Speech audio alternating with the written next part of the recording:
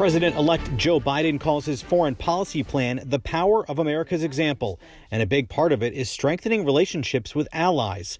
Local Congresswoman Elaine Luria was an early supporter of Joe Biden. I think that we need to repair some of those relationships with our NATO allies and other allies around the world. So I think that he is the right person to lead us in that direction.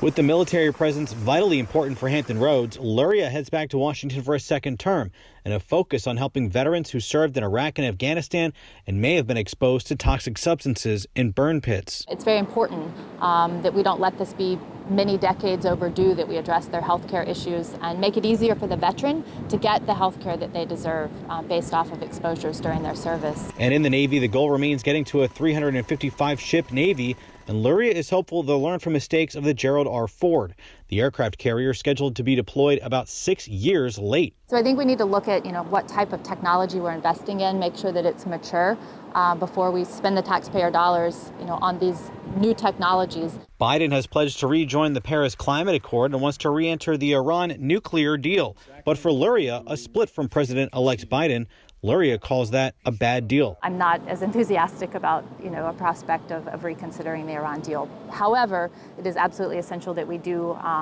find a way to stop Iran from acquiring a nuclear weapon. And on this Veterans Day, a reminder of the sacrifice. It just means a lot to us that there's a holiday where people take time out to remember the people who served our country in uniform. A time to reflect and prepare for the next 4 years. In Norfolk, Brendan Ponton, News 3.